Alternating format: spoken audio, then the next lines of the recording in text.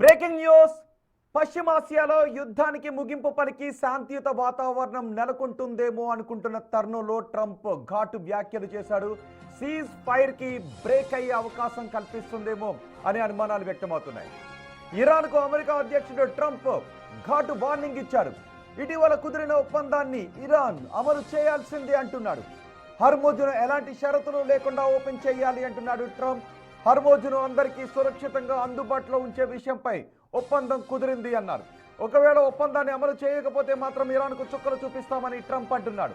ఇది వరకు చూడని విధంగా దాడులు ఉంటాయని ఘాటుగా హెచ్చరించాడు ట్రంప్. ఈ ఒప్పందం అమలు చేయకపోతే కాల్పులు ఏ క్షణమైనా మొదలు పెడతామని అంటూ ఉన్నాడు. ఒప్పందం అమలు అయ్యే వరకు తమ సైనిక బలగాలు, ఫైటర్ జెట్స్, వార్షిప్స్ ఇరాన్ చుట్టుపక్కలే తిరుగుతూ ఉంటాయని ట్రూత్ సోషల్లో పోస్ట్ చేశాడు అమెరికా అధ్యక్షుడు ట్రంప్. ఆ పోస్ట్నే ఇప్పుడు మీరు బిగ్ టీవీ స్క్రీన్ పై చూస్తున్నారు. ఇరాన్ దగ్గర అణ్వాయుధాలు ఉండొద్దు అన్నదే తమ లక్ష్యమని ట్రంప్ అంటూ ఉన్నాడు.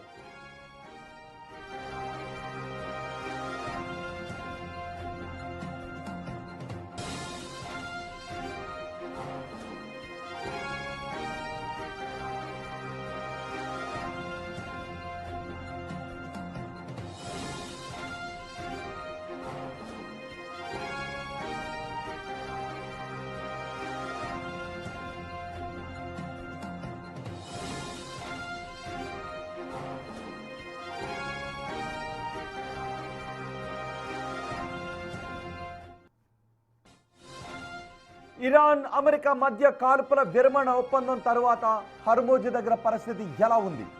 ఇప్పుడు అందరి దృష్టి హర్మూజ్ వైపే కనిపిస్తుంది. ఎందుకంటే ఇక్కడ చమురు ట్యాంకర్లు మూవ్ అయితేనే మొత్తం ప్రపంచం కథ నడుస్తుంది. ఒకవైపు అమెరికా హర్మూజ్ దగ్గర ట్రాఫిక్ పెరిగిందని వాదిస్తోంది. వాస్తవంగా చూస్తే మాత్రం నిన్నటి నుంచి పెద్దగా నౌకలు హర్మూజ్ దాటలేదు. అందుకే తాజాగా ట్రంప్ కూడా హర్మూజ్ విషయంపై ట్రూత్ సోషల్లో పోస్ట్ చేశాడు. హర్మూజ్ను ఓపెన్ చేయకపోతే ఫైరింగ్ మొదలవుతుందని ట్రంప్ హెచ్చరించాడు. నిన్నే మనం మాట్లాడుకున్నాం, హర్మూజ్ దగ్గర విషయంలో ఏదైనా మెలిక పడుతుందా, అణ్వస్త్రాల గురించి ఏదైనా మెలిక పడుతుందా, ఒకవేళ ఆ రెండింటి విషయంలో సయోధ్య కుదరకపోతే మళ్ళీ వార్ మొదలవుతుందా అనే విషయం గురించి నిన్న బిగ్ టీవీలోనే మాట్లాడుకున్నాం ఎక్స్పర్ట్స్తో. అనుకున్నంతసేపు లేదు ట్రంప్ మళ్ళీ హెచ్చరికలు జారీ చేయడానికి. నిజానికి యుద్ధానికి ముందు రోజుకు 80 నుంచి 100 నౌకల వరకు హర్మూజ్ దాటి వెళ్లేవి. ఇప్పుడు ఆ సంఖ్య రోజుకు 10 లోపు మాత్రమే ఉంది. అంటే దాదాపు 90% ట్రాఫిక్ తగ్గిపోయింది. కాల్పుల విరమణ ప్రకటించిన షిప్పింగ్ కంపెనీలు తమ నౌకలను పంపించడానికి ఇంకా వెనుకాడుతూనే ఉన్నాయి. సుమారు 2500 వాణిజ్య నౌకలు, 150కి పైగా ఆయిల్ ట్యాంకర్లు పర్షియన్ గల్ఫ్ ప్రాంతంలో నిలిచిపోయి ఉన్నాయి. ఇరాన్ తనతో స్నేహంగా ఉండే దేశాల నౌకలకు మాత్రమే రూట్ క్లియర్ చేస్తూ వస్తోంది. దీంతో ఓపెన్ మార్కెట్ ట్రాఫిక్ పెరగడం లేదు. ప్రస్తుతానికి కెప్లర్ డేటా ప్రకారం నౌకల రాకపోకలు చాలా తక్కువగా ఉన్నాయి. ఇప్పుడు మీరు బిగ్ టీవీ స్క్రీన్ పైన చూస్తుంది హర్మూజ్. ఆ హర్మూజ్లో ట్రాఫిక్ ఏ విధంగా ఉంది అనే ఫోటోగ్రాఫ్స్ని కూడా మనం చూడొచ్చు. ఉపగ్రహ ఛాయాచిత్రాల్లో రాకపోకలు చాలా తక్కువగా ఉన్నాయి. ఏప్రిల్ 4, 5 తేదీలలో అత్యధికంగా 21 షిప్స్ ఈ రూట్ను క్రాస్ చేశాయి. అయితే ఏప్రిల్ 6వ తారీఖు నుంచి ఈ సంఖ్య మళ్ళీ తగ్గిపోయింది. ఏప్రిల్ 8న కేవలం 2 బల్క్ క్యారియర్లు మాత్రమే దాటాయి.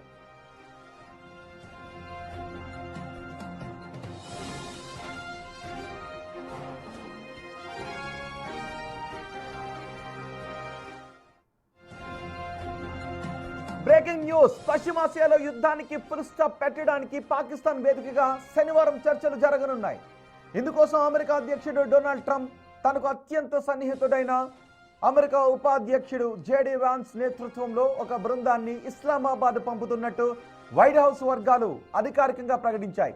చర్చల్లో పాల్గొనే అమెరికా బృందంలో ఎవరెవరుంటారంటే వైస్ ప్రెసిడెంట్ జేడీ వాన్స్తో పాటు స్టీవ్ విట్కాఫ్, జారెడ్ కుష్నర్ కూడా ఉంటారు ఈ చర్చల్లో.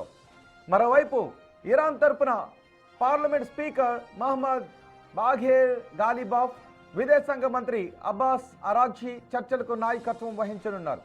ఇస్లామాబాద్లో ఈ చర్చలు జరుగుతాయి. ఇస్లామాబాద్ వేదికగా శనివారం ఉదయం ఈ చర్చలు జరగనున్నాయి.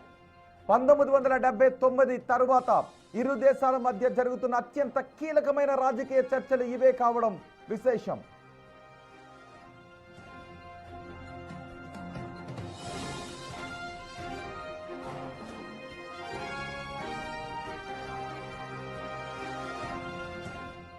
America vice president JD Vance Pakistan వెళ్లనున్న నేపథ్యంలో భద్రతపై ఆందోళనలు వ్యక్తమవుతున్నాయి. అయితే అమెరికా సీక్రెట్ సర్వీసెస్ పై పూర్తి నమ్మకం ఉంది అని వైట్ హౌస్ స్పష్టం చేసింది. ఒకవేళ నిర్ణీత గడువులోగా చర్చలు సఫలం కాకపోతే ప్రస్తుతం ఉన్న కాల్పుల విరమణ ముగిసి యుద్ధం మరింత తీవ్ర రూపం దాల్చే అవకాశం కనిపిస్తోంది. పశ్చిమాసియాలో శాంతి స్థాపన కోసం జరుగుతున్న ఉన్నత స్థాయి చర్చల ఫలితం కోసం ప్రపంచ దేశాలు ఇప్పుడు ఇస్లామాబాద్ వైపు చూస్తూ ఉన్నాయి. నిజానికి పాకిస్తాన్ ఇంత చొరవ చూపిందా అనే అంశంపై కూడా చర్చ జరుగుతుంది. ఈ చర్చల వెనుక ఉన్నది పాకిస్తాన్ కాదు, బీజింగ్, చైనా అనే అనుమానాలు కూడా వ్యక్తమవుతూ ఉన్నాయి. ఎందుకంటే ఇక్కడ హర్ముజ్ జలసంధి ఓపెన్ కావాలి అని చైనాకి ఇంట్రెస్ట్లు ఉన్నాయి. అలాగే యుద్ధం ముగింపు దశకు చేరుకోవాలి. ఎందుకంటే యుద్ధం ముగియకపోతే ఒకవేళ గల్ఫ్ దేశాలు కూడా యుద్ధంలోకి వస్తే, సౌదీ అరేబియా కూడా యుద్ధం చేయాల్సిన పరిస్థితి వస్తే పాకిస్తాన్ ఒప్పందం ప్రకారం సౌదీ అరేబియాకు సపోర్ట్ చేయాల్సిన పరిస్థితులు వస్తాయి. ప్రస్తుతం ఇరాన్కు సపోర్ట్ చేస్తూ ఉంది. ఇరాన్కు అంటే నైతిక సపోర్ట్ను అందిస్తూనే ఉంది. ఇరాన్కి మద్దతుగా ఉంది. ఇద్దరి మధ్య స్నేహం ఉంది. ఒకవేళ యుద్ధం వస్తే సౌదీ అరేబియాకు సపోర్ట్ చేయాలి. కాబట్టి యుద్ధాన్ని ఆపించాల్సిన అవసరం ఇటు పాకిస్తాన్కు కూడా ఉంది. కానీ పాకిస్తాన్ తీసుకుంటున్నటువంటి చొరవ వెనుక చైనా ఉంది అనే చర్చ పెద్ద ఎత్తున జరుగుతోంది.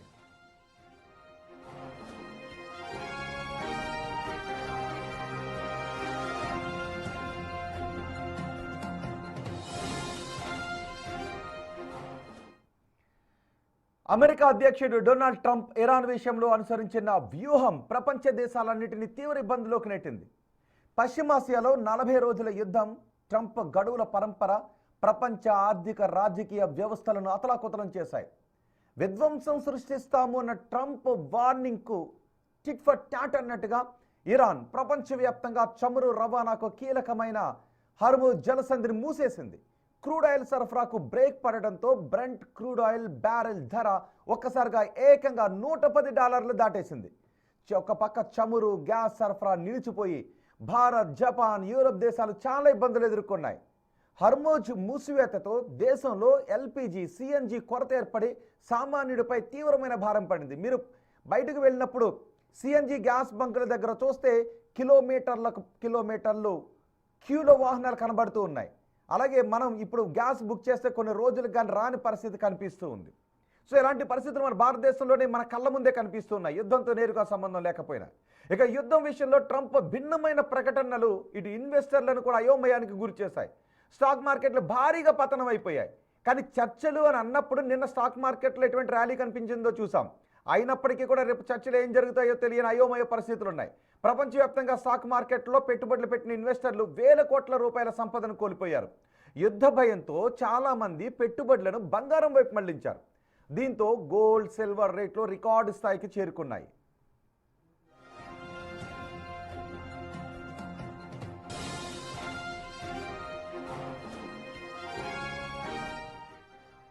సముద్ర మార్గాల్లో యుద్ధ వాతావరణం ఉండడంతో షిప్పింగ్ కంపెనీలు భారీ ఇబ్బందులను ఎదుర్కొంటున్నాయి. నౌకల ఇన్సూరెన్స్ ఖర్చులు ఏకంగా 10 రెట్లు పెరిగిపోయాయి. దీంతో వస్తు రవాణా వ్యయం పెరిగి ప్రపంచవ్యాప్తంగా నిత్యావసర వస్తువుల ధరలు పెరిగిపోయి సామాన్యుడు ఇబ్బందులు పడుతూ ఉన్నాడు. ట్రంప్ నిర్ణయాలు అమెరికా మిత్ర దేశాలైన బ్రిటన్, ఫ్రాన్స్, జర్మనీలను కూడా ఇబ్బంది పెట్టాయి. ఇరాన్పై యుద్ధానికి సంబంధించి ఎటువంటి ముందస్తు సమాచారం ఇవ్వకపోవడంతో ఆయా దేశాలు అవస్థలు పడ్డాయి. అంతేకాదు నిజానికి ఇప్పుడు ఇజ్రాయెల్ కూడా అంటోంది కాల్పుల విరమణ ఒప్పందానికి సంబంధించి మాతో ఒక విషయం కూడా చెప్పలేదు అని ఇజ్రాయెల్ అంటోంది. యుద్ధం చేస్తున్నామనే విషయం మాతో ఒక ముక్క కూడా చెప్పలేదు అని గల్ఫ్ దేశాలు అంటున్నాయి. అయినా కూడా డైరెక్ట్గా అమెరికాను విమర్శించలేని పరిస్థితి ఆయా దేశాలకు ఉంటుంది. సో యుద్ధం విషయంలో మిత్ర దేశాలను సంప్రదించకపోవడం నాటో దేశాలు కూడా అసంతృప్తిని వ్యక్తం చేశాయి. పశ్చిమాసియాలో యుద్ధం కొనసాగితే శరణార్థుల సమస్య పెరుగుతుందని యూరప్ దేశాలు ఆందోళన వ్యక్తం చేస్తున్నాయి.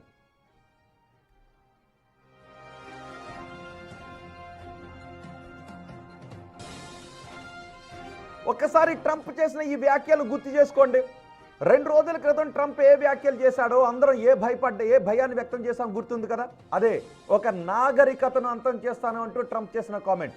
ఒక నాగరికతను అంతం చేస్తాను అంటూ ట్రంప్ చేసిన కామెంట్లు అంతర్జాతీయ సమాజంలో అమెరికా ప్రతిష్టను దెబ్బతీశాయి. పవర్ ప్లాంట్లను పేల్చేస్తానన్నాడు, బ్రిడ్జీలను కూల్చేస్తాను అన్నాడు.